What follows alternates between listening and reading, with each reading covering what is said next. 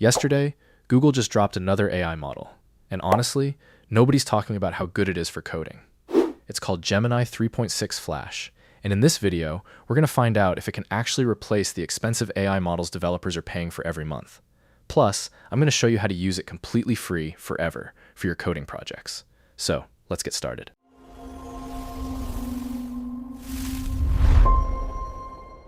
If you want to use Gemini 3.6 Flash for free, just open the first link in the description.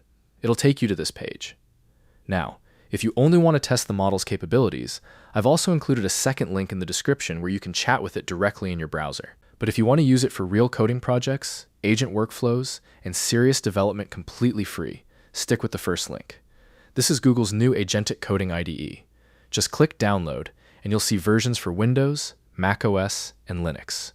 Download the one that matches your operating system. Since I'm on Windows, I'm going with the Windows version.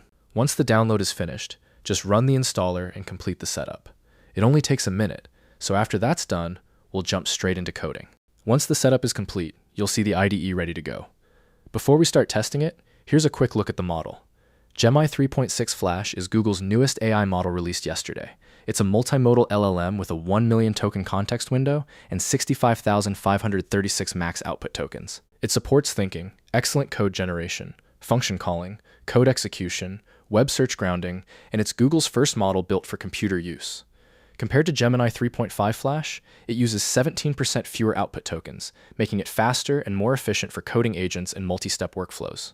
On DeepsWE, it scores 49%, beating both Gemini 3.5 Flash High and Gemini 3.1 Pro. It also performs better on MLE Bench, GPQA, and OSW World. Google also released Gemini 3.5 Flash Lite and Gemini 3.5 Flash Cyber, but today we're focused on 3.6 Flash. Inside Antigravity IDE, select Gemini 3.6 Flash. You'll see low, medium, and high effort modes. I'm choosing high for the best results. Now let's give it our prompt and see what it can do. For the test, I gave it a prompt to build a 3-dimensional highway racing game. I also provided a 3-dimensional police car asset and told it to use that as the player's vehicle. So let's see the result without wasting any time. And here's what it generated. Honestly, it turned out really well. It used the car asset perfectly, although I had to fix a few errors before everything worked correctly. Once it was running, the game looked surprisingly good. The road, traffic, trees, and simple mountain environment all came together nicely. I especially liked the road texture and the greenery. The driving feels solid too. The car accelerates to around 100 kilometers per hour in just a few seconds. There's a gear shifting system, working brakes, reverse, and traffic cars using different color variations of the same asset. It even added sound effects, but my screen recorder doesn't capture audio properly, so you won't hear them here. Overall, for a model like this, I think the result is seriously impressive.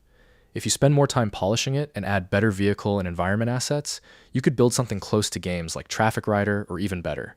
Personally, I really liked the model. If you're building games or coding every day, I think it's easily worth trying instead of paying for expensive AI models. Let me know what you think about Gemini 3.6 Flash in the comments. And if you enjoyed this video, don't forget to subscribe.